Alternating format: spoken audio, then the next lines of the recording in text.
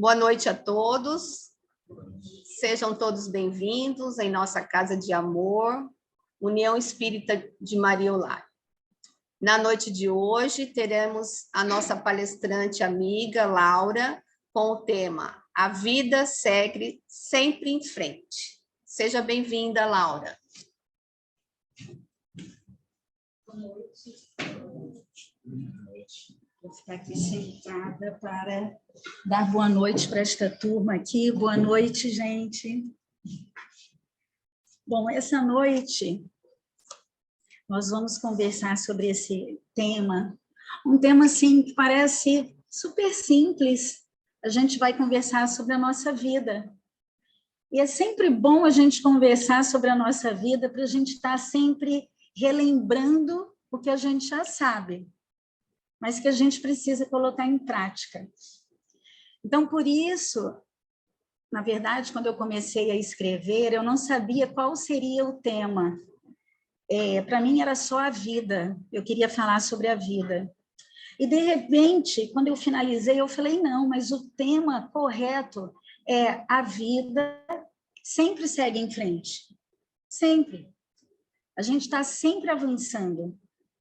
Apesar das dificuldades, dos percalços da vida, né? E a gente vai começar falando de um rapaz, um jovem, que era um homem muito charmoso, parecia um atleta. Ele era encantador, aquele homem que cativava as pessoas gostavam de estar perto dele. Ele foi um grande jornalista, foi um grande correspondente de guerra, e depois ele se tornou um grande escritor.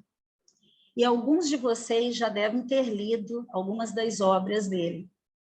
Uma é Por Quem os Sinos Dobram, mas a mais famosa dele se chama O Velho e o Mar. E o nome dele é Ernest Hemingway.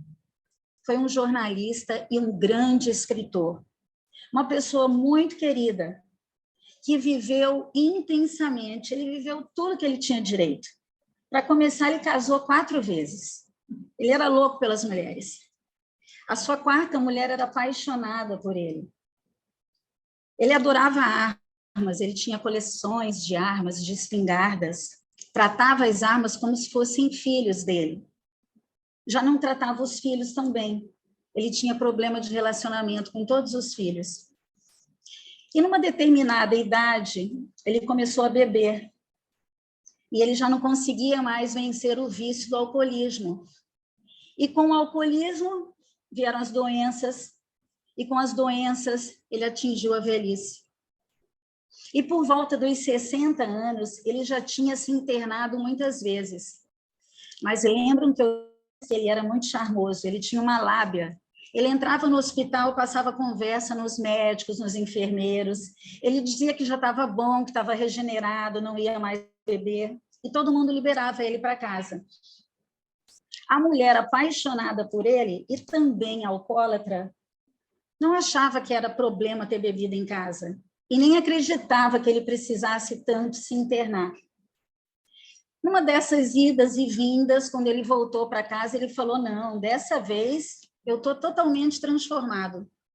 Inclusive, eu vou entrar no meu escritório agora e vou escrever, vou voltar a escrever, porque eu acho que as ideias estão voltando na minha cabeça. Ele estava numa época de crise, porque ele achava que ele não ia mais conseguir superar O Velho e o Mar, que foi o seu grande sucesso. E também, pela bebida, ele começou a ver pessoas, ele começou a ter paranoia, ele começou a criar um universo paralelo. Mas depois dessa última internação, ele falou, não, eu estou bem, estou sentindo que eu vou voltar a escrever. Entrou no escritório e deu fim na sua vida. Por que eu estou começando assim? Porque Ernest Hemingway sinalizou muitas vezes que ele podia chegar ao suicídio. E as pessoas não prestavam atenção. Esta noite, nós não vamos falar de suicídio, mas nós vamos falar, sim, que às vezes a vida pode nos levar ao caminho do suicídio. E qualquer um de nós está sujeito, independente da idade, da classe social, cultural, qualquer um de nós. E a gente sabe, como espíritas, que o suicídio vai fazer com que aquele espírito responda muito por seus atos. A doutrina espírita talvez seja a única religião que não nos deixa colocar debaixo do tapete as nossas dificuldades, porque ela nos ensina a encará-las e resolvê-las. E é por isso, gente, eu já estou nessa casa há uns 18 anos. E eu estudei muito, vivo estudando, já estudei mais, a gente tem aquela época que a gente estuda mais, menos, né? Mas eu já vi tanta gente que entrou aqui e que, de repente, desistiu. Porque a doutrina espírita é para os fortes. Ela mostra, muitas vezes, para a gente consegue ver a nossa feiura. Aquilo que a gente precisa transformar, modificar, e que é mais fácil falar que a feiura está em você e não em mim. Tantas coisas surgem na nossa vida atual. Não importa a nossa idade, nós precisamos observar e sempre tirar as nossas conclusões. Sabemos, como espíritas que estamos agora e como cristãos, que nós precisamos sempre avançar. E não há, gente, como avançar numa época tão difícil como essa que a gente está vivendo. Para a gente avançar, a gente tem que ter, principalmente, sinceridade nos nossos corações e sinceridade na nossa vida. Porque, às vezes, a gente mascara o nosso coração, a gente mascara a nossa vida, a gente fala que está tudo bem, e a gente acaba não sendo sincero com a gente mesmo, que dirá com os outros. E aí, a gente vai lembrar de Betinho. Betinho foi um sociólogo famoso, um grande ativista dos direitos humanos, que faleceu em 97 ou 98. Eles eram 3 irmãos hemofílicos, Betinho, Enfio, o cartunista, e o Chico Mário. Os 3 sofriam, né? Eram hemofílicos, tinham que tomar sangue constantemente, e os 3 contraíram AIDS, numa época que a AIDS, nos anos 80, 90, não tinha tanto cuidado com aquele sangue que era separado para os hemofílicos receberem constantemente. Então, em 88, o Enfio e o Chico Mário desencarnaram, e o Betinho ainda ficou mais 9, 10 anos vivendo. E nesse tempo todo, Betinho fez muitas palestras e fez grandes campanhas de solidariedade. E uma vez, numa dessas palestras, ele estava conversando com um grupo, né, de pessoas, e ele, muito emocionado, lembrou dos 2 irmãos que haviam partido antes dele, e ele, dentro do discurso, encerra praticamente dizendo o seguinte: nós queremos a vida, mas não qualquer vida. Nós queremos viver, mas não a vida a qualquer custo ou a qualquer preço. Olha que frase mais interessante. Nós queremos a vida, mas não qualquer vida. E por que muitos de nós banalizamos esta vida? Porque muitos ainda resolvem viver de qualquer maneira, não acreditando, não tendo esperança, desanimando por tudo ou às vezes por nada. Tem gente que já acorda desanimado. Tem gente que leva aquele trecho daquela música do Zeca Pagodinho como se fosse uma verdade. Deixa a vida me levar, vida leva eu. Quer dizer, então, que eu vou cruzar meus braços e vou deixar a vida me levar. E não vou ter as rédeas da minha vida, não vou controlar a minha vida. Então, a gente tem que pensar muito sobre isso. Eu encontrei, há pouco tempo, uma amiga que me disse que o ano de 2020 e 2021 foram anos difíceis. mas que 2022 estava sendo muito pior. E eu fiquei preocupada. 2022 está sendo pior do que 2020, 2021. Por quê? Ela estava desanimada porque ela perdeu um cargo de chefia. E por isso 2022 para ela estava sendo muito pior. Eu acho que eu estava inspirada naquele momento, né? A espiritualidade deve ter colocado a mão para eu não ter uma reação, que de repente a reação minha seria: vamos acordar para a vida. E não. Eu falei para ela: vamos lembrar o que aconteceu em 2020, em 2021. Só no nosso país são quase 700 mil desencarnados por Covid. Não estamos falando de violência, de assassinato, de acidente, de câncer, de diabetes, não estamos falando desses outros tipos de desencarnes coletivos, né? Grandes tragédias.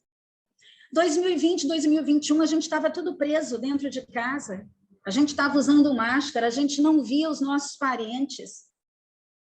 Então, a gente tem que mudar esse jeito de ver a vida e tentar começar a pensar um pouco coletivamente. Porque muitas vezes perder uma chefia não foi perder o emprego, mas dizer que 2022 é um ano pior do que os 2 anos anteriores é muito difícil. E não foi só ela. Muita gente, por qualquer adversidade, já desanima, já entra em desespero. Em termos de mundo, tanta coisa aconteceu, coisas inesperadas e coisas surpreendentes. Entretanto, os amigos espirituais sempre nos lembram que nós sabíamos de tudo, que no nosso planejamento reencarnatório, nós fizemos questão de estarmos mergulhados aqui na carne, habitando esses corpos neste momento e vivendo neste momento que o planeta está em constante convulsão, né? Onde parece que os valores que deveriam ser eternos parecem dinamitados. E as pessoas começam a inventar, a querer ter uma outra vida. Ao invés de viver na simplicidade, ao invés de cuidar mais do seu eu, da sua espiritualidade, as pessoas querem viver uma vida que não é correta, uma vida que não é digna, uma vida que não é nobre, uma vida que não é necessária para ninguém. E não precisa nem o outro apontar para você. Nós somos filhos de Deus, e nessa perfeição de termos sido criados por Ele, Ele colocou em cada um de nós um sinal constante se nós estamos fazendo a escolha certa ou a escolha errada, que é a nossa consciência. Todos nós temos a consciência, gente, e ela sinaliza, ela grita, ela nos sacode, e muitas vezes nós não queremos ouvi-la. E depois que a escolha está feita, aí vem o arrependimento. Vem o arrependimento, aí nós vamos colher o que plantamos, lembrando sempre que nós fomos avisados. Não adianta falar: não, a minha consciência não me avisou. Ela avisa na hora. A gente sabe quando a gente está fazendo uma escolha errada e ninguém precisa nos avisar, né? Os espíritos comentam, inclusive, gente, olha que interessante, que nesta existência atual, nós conseguimos, em grande maioria, trazer para junto de nós pessoas que não estavam conosco há 800 anos ou mais. Porque todas as vezes em que encontrávamos essas pessoas na espiritualidade, adiávamos o reencontro na matéria. Talvez por isso, na área do afeto, tanta gente hoje se queixe de não ser amado, como gostaria de ser amado, de não ser compreendido, como gostaria de ser compreendido, de ter na própria família ou nos amigos mais chegados os seus grandes adversários. Claro, a gente está adiando, A gente chega na espiritualidade e fala, vamos acertar na próxima? E a gente não acerta, a gente está adiando. Depois de tantos anos, a espiritualidade fala, não, agora reencarna todo mundo junto, vamos lá, família, chama de pai, de mãe, de irmão, cunhada, tio, avô. E aí a gente não sabe por que que eu não gosto muito do meu cunhado André. E o André não sabe por que que ele, de graça, não vai com a cara daquela prima. Gente, não é de graça. É um acerto caro. É um acerto antigo, secular, milenar, que a gente está adiando.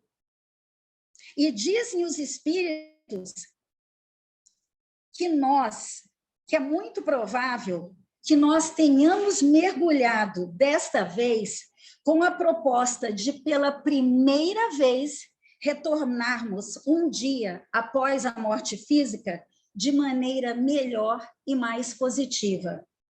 Ou seja, desta vez deve ser a primeira vez entre muitas vidas que já vivemos, que voltaremos para a espiritualidade numa condição em que nós teremos coisas boas de verdade para dizer, eu fiz coisas boas. Então, imagina como estávamos antes. O problema, gente, é que a gente tem muita vontade de fazer coisa boa, muita. Mas, na correria do dia a dia, essas coisas boas parecem esvanecer, elas dissipam, e a gente não pode deixar que isso aconteça. É só lembrar o que o Betinho disse, nós queremos vida, mas não qualquer vida. Nós queremos viver uma vida boa, nós queremos viver uma vida pautada no bem. Os amigos espirituais dizem, inclusive, que o Betinho, eu não sei se quem sabe disso, mas o Betinho ele fazia questão de dizer que ele era ateu. Ele não acreditava em nada. Para ele era essa vida aqui, acabou, acabou. Ele nunca escondeu que ele era ateu. Então, os amigos espirituais dizem que quando ele voltou para a espiritualidade, ele só teve uma dificuldade do outro lado da vida. Foi quando ele descobriu, ao desencarnar, que a vida continuava. Da mesma maneira que ele estava aqui, ele estava lá, em espírito. Para ele, isso foi um choque, naturalmente, porque ele não pensava sobre isso, né? Até por descrer da própria existência divina. Ele não pensava nisso. E aí a gente pensa, nossa, Betinho se lascou na espiritualidade, não é? Aliás, é isso que a gente muitas vezes pensa quando a gente encontra um ateu. Esse aí está lascado. Está lascado, não crê em nada. A gente já julga, já condena o coitado. Mas tem muitos ateus que são muito mais comportados. E aí que a gente fala. Gente, Betinho foi aplaudido na espiritualidade. Por que ele foi aplaudido? Porque ele tinha muito merecimento. Ele doente, ele usava da figura pública dele para mexer com toda a sociedade brasileira. E se a gente lembra, nos anos 90, existiam aquelas campanhas do Natal Sem Fome, várias campanhas intituladas Sem Fome. Ele fez um movimento de solidariedade nesse país que ser ateu não era nada. Ele mostrou atitude, ele provocou o bem e ele contagiou pessoas ao redor dele a praticarem o bem. Quando a Segunda Guerra Mundial acabou, o presidente Charles de Gaulle, que era o presidente da França e que ficou durante todo aquele período na resistência, né, nos anos de guerra, falando para a rádio, para comemorar a libertação de Paris, ele disse uma frase sensacional. A partir de hoje, todo ser humano tem duas pátrias, a sua e a França. Mostrando, naquele momento do pós-guerra, que qualquer cidadão do planeta que quisesse ir para a França, a França iria acolhê-lo. Relembrando a época, e os franceses sempre lembram, a época do absolutismo na França, onde uma grande maioria era miserável, uma minoria era rica. E os revolucionários, então, vieram com a Revolução Francesa, dando fim ao absolutismo, né? E levando a mensagem da Revolução Francesa, que era a de fraternidade entre os povos.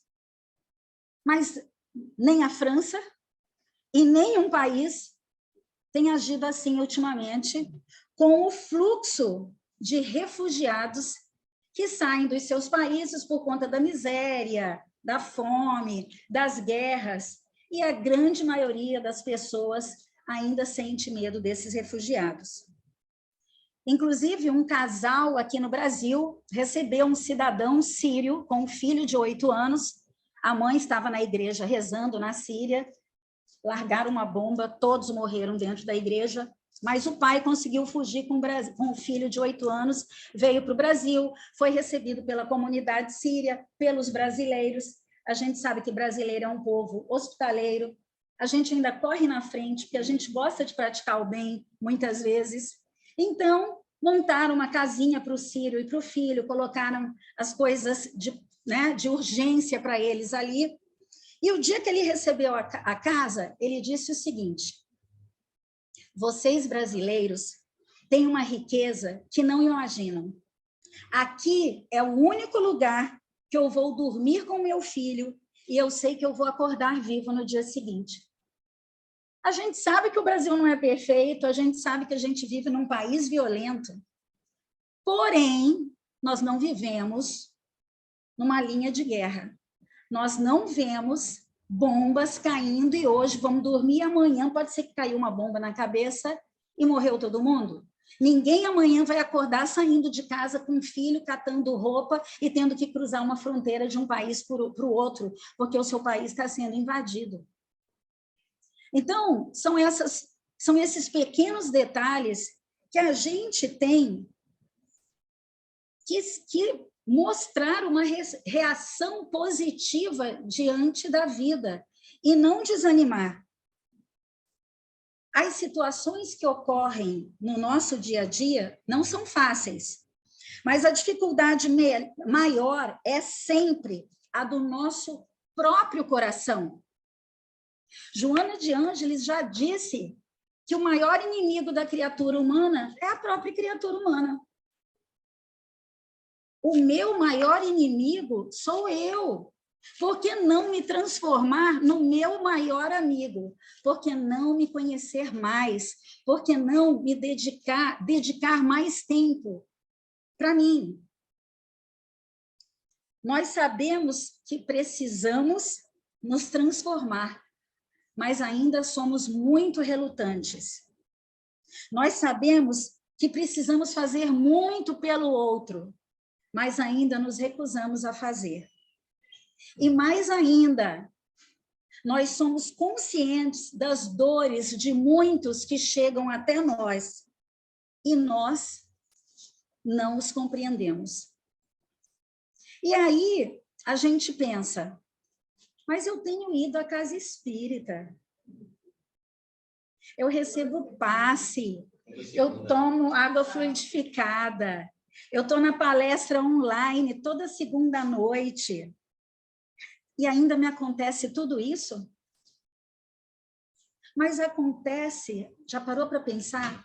Talvez acontece porque você está com as mesmas atitudes, porque você não está mudando esse ritmo da sua vida, porque você continua traçando os mesmos caminhos tortos, porque você sabe que continua batendo na tecla das mesmas escolhas erradas para você. Existe uma frase de Eduardo Galeano, eu adoro jornalistas. Eduardo Galeano foi um grande jornalista, um grande escritor uruguaio, que desencarnou em 2015. Escreveu um monte de livros, mais de 40 livros. Desencarnou em Montevidéu, a cidade dele. Uma das frases dele que eu mais admiro é essa aqui. Somos o que fazemos, mas somos principalmente tudo o que fazemos para mudar o que somos. Essa frase é sensacional. Eu leio essa frase, eu falo essa frase, olha aqui, ó, eu me arrepio todas as vezes. Somos o que fazemos, mas somos principalmente tudo o que fazemos para mudar o que somos. Portanto, gente, cai por terra aquela famosa frase que muita gente gosta de falar e ainda fala com charme. Ah, eu sou assim. Você vai ter que me aceitar assim. Eu não vou mudar, eu vou ser assim até o fim. Então, provavelmente, essa figura vai ficar sozinha, né? Porque nós estamos aqui para nos transformarmos. A verdade é que a proposta da espiritualidade é exatamente outra. Somos de uma maneira, mas quando transformados, seremos ainda muito melhores. E não importa a nossa religião. Aliás, os ateus nem praticam nenhuma religião. O que importa é a nossa atitude. São as nossas atitudes positivas perante a vida. E como nós vivemos dias difíceis, o desânimo, gente, ameaça a gente todos os dias. E se não estamos vigilantes e abrimos uma brecha, o desânimo se instala. E com ele vem a ansiedade, o pânico, a depressão, ao ponto de chegarmos ao suicídio. Porque uma pessoa, quando chega no suicídio, ela começou lá atrás com desânimo. E aqui, eu gostaria muito de falar para vocês sobre um exemplo que aconteceu comigo. Uma espírita totalmente envolvida com a casa espírita, que vem às segundas, assiste palestra, toma passe, participa da mediúnica às quintas-feiras, e que jamais soube o que poderia ser desânimo ou depressão. E depois de 2020, 2021, que eu perdi tanta gente, amigos chegados, parentes próximos, vacinada, está tudo resolvido. Este ano, no início de março, eu abri uma brecha. Em algum momento, eu deixei de ficar vigilante. E por ter todo esse conhecimento da espiritualidade, eu me humildei e caí na real que eu estava sentindo desânimo, que eu estava me envolvendo em uma possível depressão e que eu precisava de ajuda. Aí a primeira coisa, a gente quer cola, a gente conversa com a mãe. Aí a mãe fala, vamos rezar. E pega o terço, porque é muito católica. E a mãe liga para a Milúcia, porque sabe que eu e Milúcia temos uma boa relação e fala, Milúcia, ela não está bem, vamos rezar. Pois é. Mãe, tem que ligar para o Lúcio. Mas, enfim, gente, o interessante é que eu poderia, e eu cheguei a pensar, vou procurar um psiquiatra, vou procurar um psicólogo, porque a gente não pode ter orgulho. Numa hora dessas, a gente tem que falar socorro, em todos os idiomas, help, eu preciso de ajuda, conversa com alguém. Ou você vai ser aquele que vai pedir ajuda, ou você vai ser aquele que vai socorrer. E eu sabia que eu tinha muita gente para pedir ajuda. Vergonha na cara eu não tenho mesmo. Orgulho eu não tenho mesmo. Mas eu caí na real, gente, naquele curto espaço de tempo que eu não estava mais vigilante. E que eu me envolvi nessa correria do dia a dia, que tem que viajar, tem que organizar a próxima viagem, cheguei daquela, tenho que dar muita aula, tenho que ter dinheiro para isso, para aquilo outro. E é assim que a gente vive. A gente vive nessa correria. E, de repente, a gente não cuida. E eles sintonizam na nossa tristeza. O meu viajar a trabalho, claro. Mas aí, gente, o interessante é o seguinte, a gente tem que ficar em vigília constante. E eu, um dia, vendo que ou eu vou continuar nessa, ou eu vou pedir ajuda, eu dei uma de doida. Comecei a conversar com Jesus dentro do meu apartamento, bem alto. Eu não fiquei falando com ele baixinho, não, rezando, não. Eu fiquei falando com ele alto, eu queria escutar a minha voz. Ele deve ter falado, tá bem desesperada, né? Porque chegou nesse ponto de falar alto comigo, de pedir ajuda, e de pedir para ele segurar na minha mão, porque eu estava esperneando e eu não queria afogar.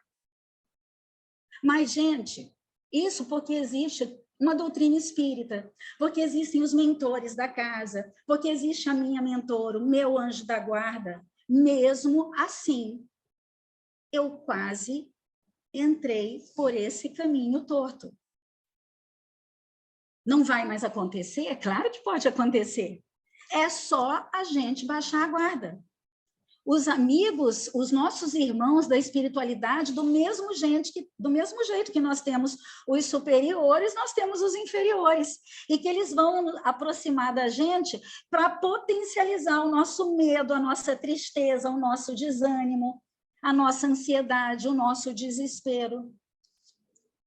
Né? Então, é impressionante como a nossa alma encontra motivos para a tristeza, para o fracasso, para a desistência. E isso não pode acontecer. A gente tem muitos mecanismos de ajuda. Potencializar a nossa fé, ir atrás de um tratamento psiquiátrico que não é vergonhoso. Os psiquiatras estudam anos, se dedicam ao estudo dessa área. Então, a gente tem que ir para o psiquiatra, vai para o psicólogo, vai conversar com um amigo, vai atrás de quem precisa de você. Porque quando você está ocupado praticando a caridade, indo lá no Abrigo Bom Jesus, ao invés de maratonar a série na Netflix, sai sábado à tarde, vai lá no Abrigo Bom Jesus, né? Não assiste a novela alguns dias e vai lá depois do almoço, ao invés de ver o Vale a Pena Ver de Novo, que está gravado no Globoplay, você vai lá no Hospital do Câncer. Tem um monte de gente que está precisando de um oi, quer ver uma carinha diferente. Porque a gente sabe que tem aquelas pessoas que estão em constante trabalho do bem. Mas será que nós estamos dando esse tempo, né? Esse nosso tempo para o outro? E isso faz com que a gente não dê brecha para o desânimo. E aí, a gente volta novamente num grande exemplo de uma pessoa que não amarelou, não desanimou, e que muitas vezes a mudança coletiva de uma cidade, de uma nação, gera mudanças em cada um de nós. Em 1959, o então governador do estado do Mississippi, Robert Kennedy, irmão do John Kennedy, também outro que foi assassinado, ele foi um grande governador. E entre um dos seus feitos, ele declarou, em 1959, que todas as escolas com crianças brancas começariam a receber crianças negras. Imagina o caos que se instalou.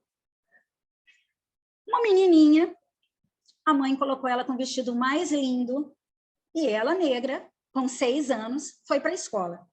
Quando ela chegou na escola, tinha uma escolta de policiais para levá-la para dentro da escola. Porque na porta da escola tinham mais de 500 alunos e todos com pais e mães dizendo que eles não estudariam naquela escola para menina negra. E só era uma menina, não tinha nem começado ainda a mesclar. A menininha não amarelou.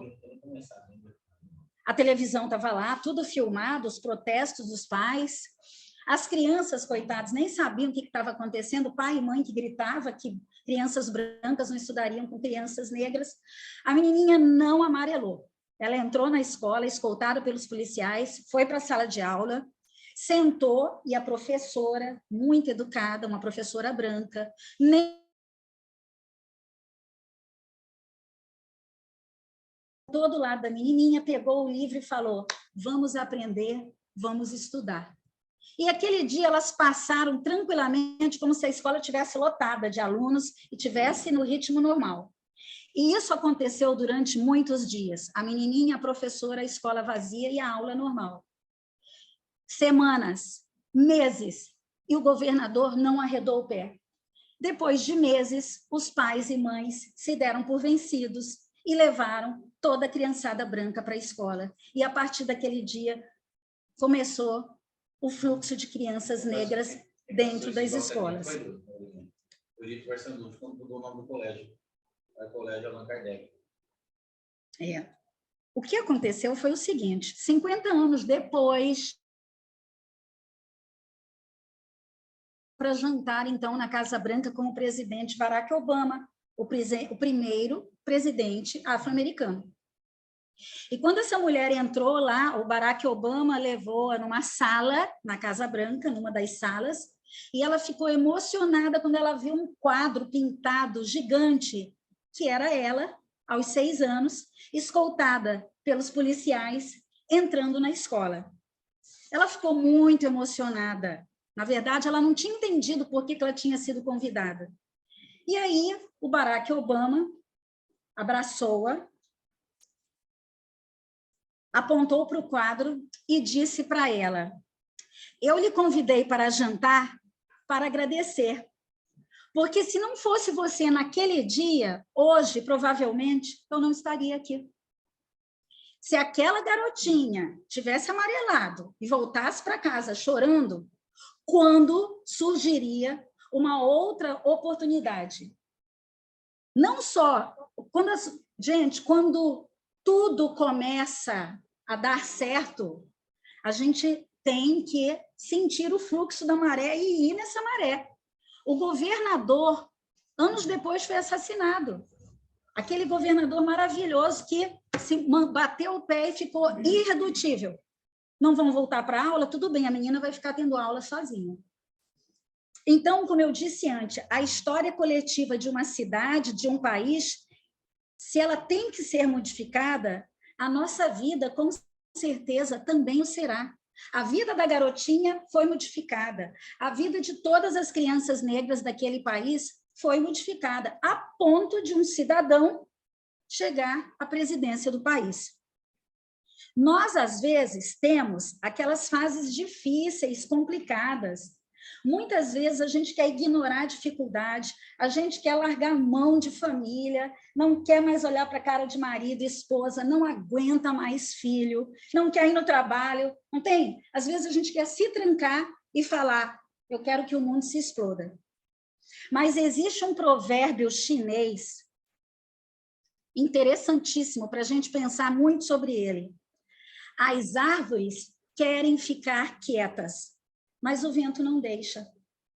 Simples assim. Nós, muitas vezes, somos árvores que queremos ficar quietas.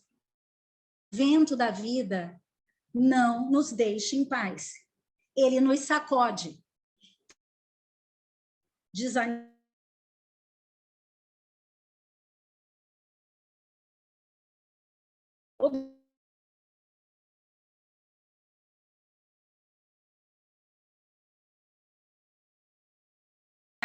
Eu não sou chata. Mas pessoas chatas, obstáculos, dificuldade, sempre vai existir, gente. Joana de Ângeles já deixou isso bem claro. Vamos pegar isso, vamos olhar isso de uma outra maneira, como se tudo isso fossem oportunidades para as nossas transformações. Ao invés de eu fugir do chatinho, eu vou conquistar o chatinho. Quando eu entrei aqui na Casa Espírita há 18 anos, eu sentia que alguns não batiam muito comigo. Mas será que não era eu que não batia com eles? E são 18 anos que eu não saí dessa casa.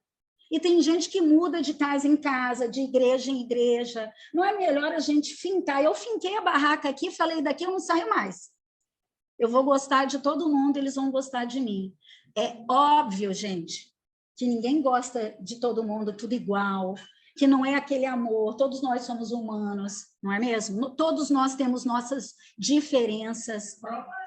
Herança espiritual, né? Exatamente. Tem 800 anos, 500 anos que a gente não se encontra e agora deu tudo certo aqui, então a gente tem que aproveitar a oportunidade. E um exemplo de uma pessoa que super aproveitou a oportunidade, quem será? Não sei ainda de Xavier. Em 1959, Chico psicografou Brasil, Coração do Mundo, Pátria do Evangelho. Esse livro foi ditado pelo jornalista desencarnado Humberto de Campos e foi um sucesso estrondoso. E o pai do Chico já estava muito doente quando esse livro foi lançado. O pai dele tinha uma doença degenerativa que ele precisava semanalmente tomar uma injeção. A injeção era tão cara na época que chamavam de injeção de ouro. E o pai do Chico, do primeiro casamento, tinha tido 9 filhos, do segundo casamento, 7 filhos, era uma família muito grande, né? E quem sustentava era o pai e o Chico, com os 2 salários. Mas o pai estava muito enfermo, não conseguia mais mover os braços, não conseguia andar, e era teimoso, porque ele só aceitava que o Chico fizesse a higiene pessoal dele. E um dia eles estavam conversando, o pai e o filho, quando amigos da casa espírita chegaram, né, e falaram: Chico, Brasil, coração do mundo, é um sucesso absoluto. Está vendendo como banana na feira. Estava vendendo muito o livro. E o pai, um dia, disse para o Chico: Chico, você tem certeza de que você não vai receber nem um centavo por nenhum dos livros que psicografa? E o Chico, sereno, respondeu: tenho sim, pai. Os espíritos jamais aceitariam isso. O pai não se conformava. Meu filho, mas você diz o quê quando se recusa a receber qualquer valor? E o Chico, sereno: eu digo que toda a renda que esse livro der vai para os mais necessitados. Aí o pai não se aguentou. Mas, meu filho, você conhece alguém mais necessitado do que a nossa família? Ele não estava errado, gente. Tadinho, ele não estava errado. E o Chico, na hora, falou: meu pai, nem pense sobre isso. Eu vou lá no cartório, toda vez que eu finalizo um livro, dedico o livro para alguma instituição de caridade. Eu sempre dedico os meus livros para os mais pobres.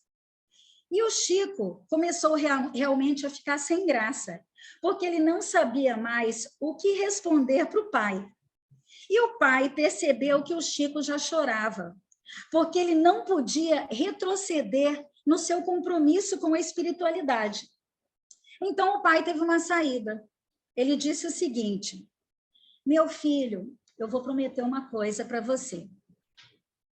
Quando eu morrer, enquanto você viver até o seu último dia de vida, você vai, todos os meses de junho e dezembro, comprar um bilhete da loteria.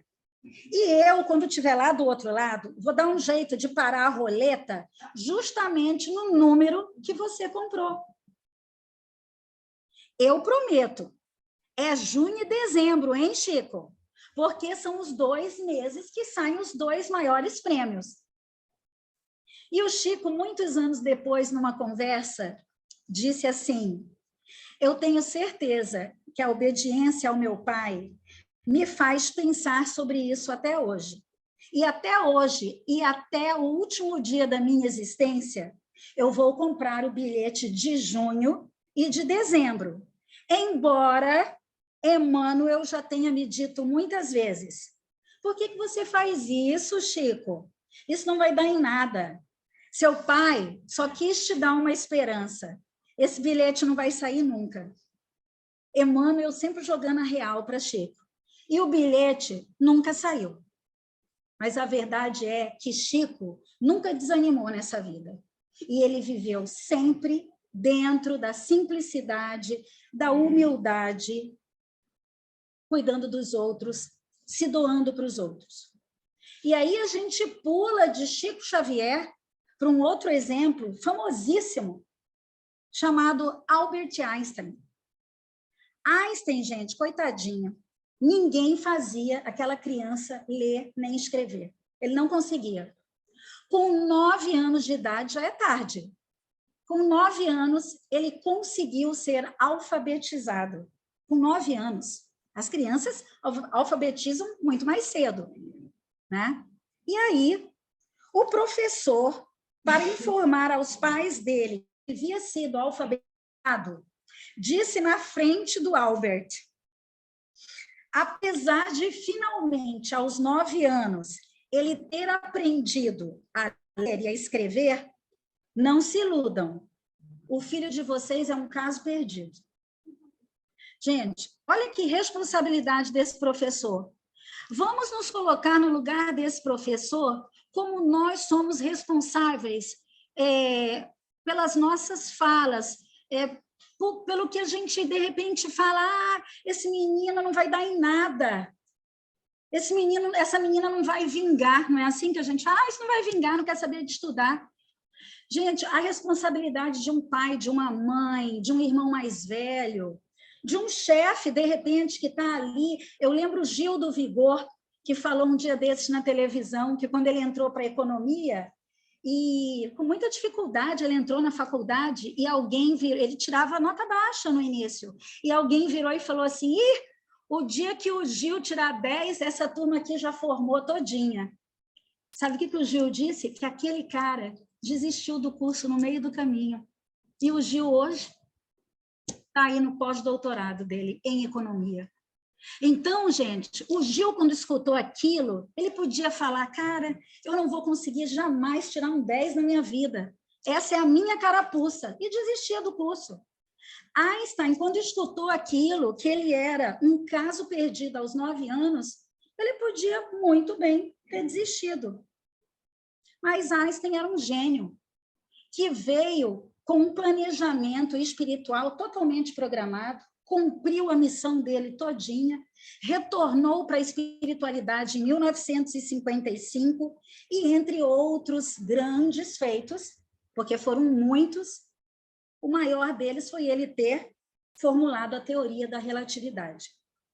E quando as pessoas perguntavam para ele, elogiavam e falavam como você descobriu a teoria da relatividade, ele, na simplicidade, dizia sempre, eu não descobri nada, as coisas estão lá, eu só entrei em sintonia. Então, ele disse, as coisas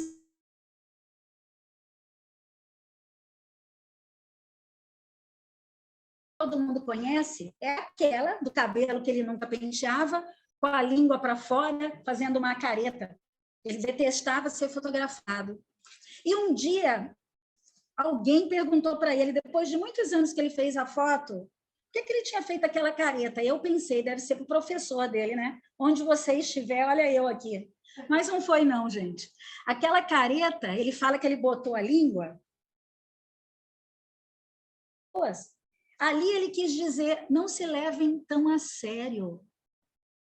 Eu sou o pai da teoria da relatividade, eu não me levo a sério. Ele nem penteava aquele cabelo dele.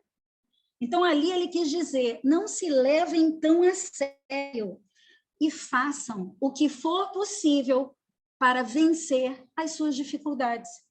Ele fez.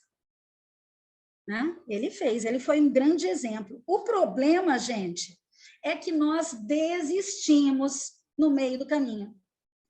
A gente planeja realizar um sonho, mas se não é no nosso tempo, a gente desiste e já muda a rota.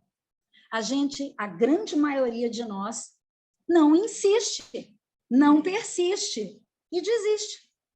Eu poetiza hoje, mas é a verdade. A gente não insiste, a gente não persiste e a gente acaba desistindo. E aí, quase finalizando, a gente vai falar de uma passagem de Jesus encontrando com o cego de Jericó. Ele era cego de nascença e havia uma multidão entrando na cidade com Jesus. Ele não via Jesus, mas ele sentiu que Jesus estava se aproximando e dizem os espíritos que ele pensou, meu Deus, eu não vou chegar perto dele nunca.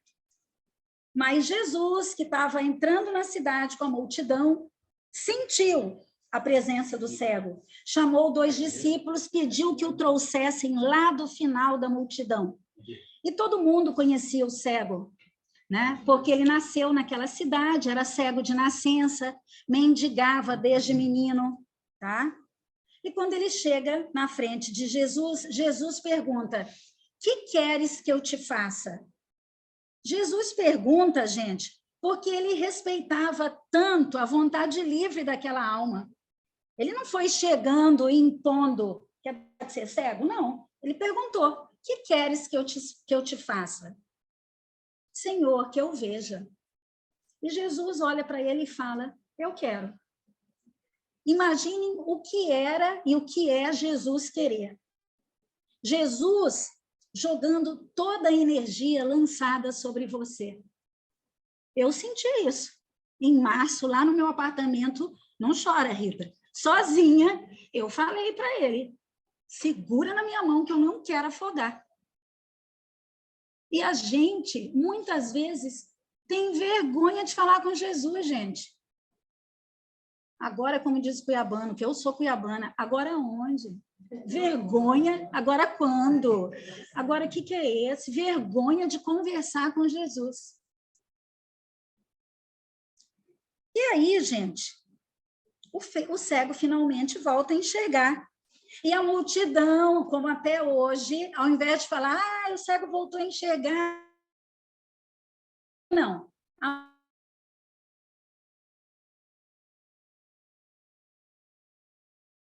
Fingia que era cego. E aí virou uma confusão na cidade. Pegam, levam ele para os sacerdotes no templo, e os sacerdotes horrorizados, como ele está enxergando? Chamam os pais, e os pais falam, ele nasceu cego, ele era cego de nascença. E todo mundo duvidando, e de repente ele grita, uma coisa eu sei, eu era cego, e agora eu vejo. E nesse instante, gente, a lógica se instalou na vida dele. Ele parou de se preocupar com o que os outros estavam achando. E é isso que a gente tem que fazer com a nossa vida. Tem um momento que a gente tem que falar, peraí, sou eu que cuido da minha vida. Eu tenho que dar satisfações a Jesus, então eu tenho que conversar com ele. Eu não tenho que me preocupar com o que os outros estão achando de mim, o que os outros vão pensar do que eu faço, o que eu não faço. Então, o momento em que, nesse momento, quando a lógica se instala na vida da gente, a gente não desanima mais, a gente não desiste mais, e a nossa vida assume um outro patamar. Nos cabe, então, gente, permanecermos convictos de que começamos a construir aqui e agora toda a caminhada na direção do que vem para nós, porque o amanhã vem perto. E não importa o que você pensa em escolher no futuro, você vai colher justamente aquilo que você está semeando agora. O escritor francês, grande ilusionista, Voltaire, ele tem uma frase, que essa frase, para mim, ela tem que ser um mantra. A gente tem que acordar com essa frase na cabeça, que é o seguinte: todo homem é culpado por todo o bem que ele não fez. Então, gente, quando nós voltarmos para a espiritualidade, não adianta a gente chegar lá e falar, eu não fiz mal a ninguém, eu não roubei, eu não matei, né? Eu não fui corrupto, eu não julguei ninguém, eu não traí ninguém, eu não fiz mal a ninguém. E aí o espírito vai perguntar, ok, vamos à lista, então, dos bens. O que você fez de bem? E aí eu faço cara de paisagem, porque eu não fiz bem nenhum. Todo homem é culpado por todo o bem que ele não fez. E, encerrando, eu quero falar para vocês um trechinho curto de uma poetisa chamada Maria Dolores, uma baiana muito amiga de Divaldo Franco, que a vida toda ela quis amar, mas nunca foi amada. Ela não tinha aquele estereótipo da beleza baiana, então ela nunca foi amada. Ela quis ter uma família, não conseguiu constituir. E depois que desencarnou, se descobriu poetisa, e Chico Xavier psicografou muitas poesias dela.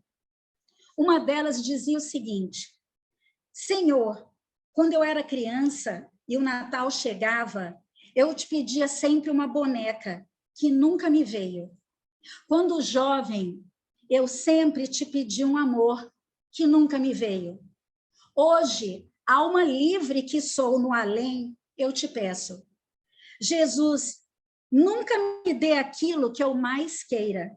Dá-me o dom de compreender, porque compreendendo eu acertarei sempre. É isso que a gente tem que pedir para Jesus, que nos dê o dom de, primeiro, nos compreendermos, porque muitas vezes a gente nem se conhece. A gente se conhecendo, a gente vai compreender o outro. São tantos anos aí que a gente tem para ajustar tantas vidas, e agora a gente está todo mundo aqui junto, tendo essa oportunidade. Não importa, gente, o que venha a acontecer, não importa como vão ser os próximos anos, nós temos que fazer o melhor para nós mesmos agora. Pensemos que um dia o terceiro milênio estará instalado aqui na Terra. A gente pode até voltar. E aí, o que a gente vai colher? Aquilo que a gente semeou nessa vida. Viver realmente não é fácil. Viver é um grande perigo. Mas nossos grandes inimigos somos nós mesmos. Então, nós precisamos nos transformar. Devagarzinho. E como nós já estamos aqui mergulhados nessa vida, a gente tem que aproveitar a oportunidade, no melhor sentido, aproveitar ao máximo essa vida. E eu desejo que todos nós possamos sorrir mais, conversar mais com Jesus. Vai por mim, deu certo, tem dado certo, né? Que nós nos tornemos multiplicadores das coisas boas, mesmo que os pessimistas digam que nada vai melhorar. Porque o pessimista, ele sempre existe, né? Ele brota. Ele sai do nada e fala, não vai melhorar nada. O Brasil não vai melhorar, o mundo não vai melhorar. Então, eles sempre vão existir. Mas vamos permanecer focados em avançar. Martinho da Vila, no alto dos seus 84 anos, canta uma música, um trechinho tão gostoso, e que eu quero que agora vocês cantem comigo, para vocês sentirem como é gostoso. E no momento de aflição, de desespero, é só cantar bem baixinho. Mas que a vida vai melhorar, a vida vai melhorar. Vamos lá? De novo, vocês aí, vai lá. Vamos lá, Ritinha, puxa aí. Já, 1, 2, 3. Mas que a vida vai melhorar, que a vida vai melhorar. E vai, gente, está melhorando. Graças a Deus, a vida segue sempre em frente. Agradeço a atenção de todos vocês essa noite, que tenham todos uma boa semana. Como eu tenho 66 anos, sempre que eu pensando nas coisas ao meu redor, e que a vida melhorou muito para todo mundo. Para todo mundo. Né? Não é questão de tempo, por ela enfrentar dificuldade, né? Melhorou demais. Hoje todo mundo tem direitos. Isso aí, gente. Vamos fazer a nossa oração? Então, vamos lá. Então, vamos cerrar nossos olhos e agradecer a Jesus por mais esta noite aqui reunidos, agradecendo por mais esta oportunidade de pensarmos mais, de refletirmos um pouco mais sobre o que precisamos modificar, sobre as nossas escolhas, se elas estão sendo assertivas para nós e para aqueles que nos cercam. E pedimos, Jesus, que derrame muitas bênçãos para que nós continuemos firmes, perseverantes, acreditando que a vida sempre será melhor, acreditando que coisas boas sempre vão acontecer. Mas nós sabemos que também que nós temos que provocar coisas boas, nós temos que fazer o bem, nós temos que dar mais atenção para nós mesmos e para aqueles próximos de nós. Muitas vezes nós temos que desacelerar um pouco esse ritmo da nossa vida. Porque não adianta correr, não adianta viver nessa ansiedade, não adianta querer prever o futuro. A gente tem que viver hoje. A gente tem que semear coisas boas entre nós hoje. E com certeza, Jesus, nós sabemos que o amanhã está perto e que nós estaremos cada vez mais próximos a Ti, para retornarmos à espiritualidade, levando sempre coisas boas na nossa bagagem. Fica conosco, Jesus, hoje, amanhã e sempre. Assim seja.